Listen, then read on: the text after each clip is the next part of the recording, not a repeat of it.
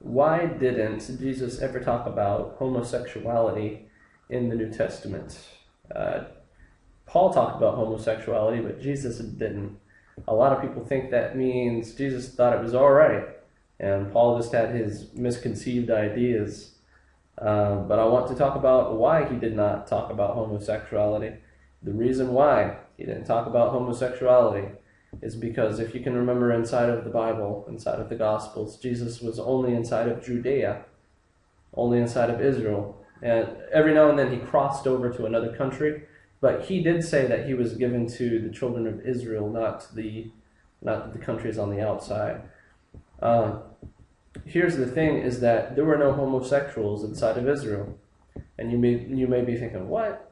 I'm sure there were gay people there. But what you may call a gay person is a person who feels gay just because of his desires, his or her desires.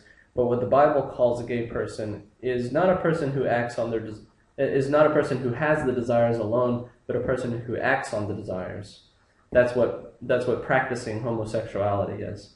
Okay, it's the action that gets judged, not the desire. Because if you don't act on your desire, then you don't have any sin inside of you.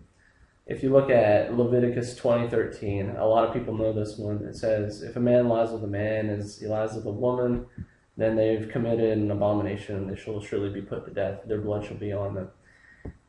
That's to show the law inside of Israel was, if you see people practicing homosexuality, practicing means a guy doing a guy, a girl doing a girl. If you see those things, then they're put to death.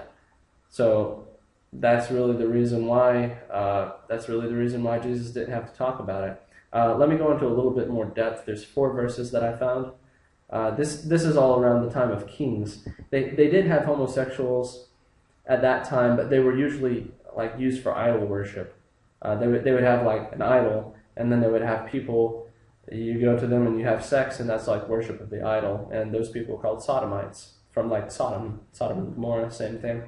If you look at 1 Kings 14:24, and there were also sodomites in the land, and they did according to all the abominations of the nations in which the Lord cast out before the children of Israel.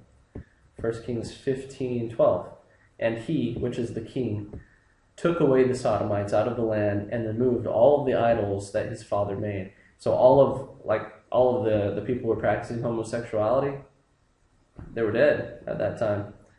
1 Kings 22:46, and the remnant of the sodomites, which remained in the days of his father Asa, he took out of the land. There once again, all the gays, gone. 2 Kings 23:7, and he brake down the houses of the sodomites, and by the house of the Lord, where the women wove hangings for the grove. Okay, so once again, sodomites gone. The homosexuals were gone. And in Jesus' time, if you were to see someone who was homosexual, they'd take him out and stone him. It was a bad thing. It was an abomination. You kill him. It was just like adultery. But the thing is, you don't see people doing that though.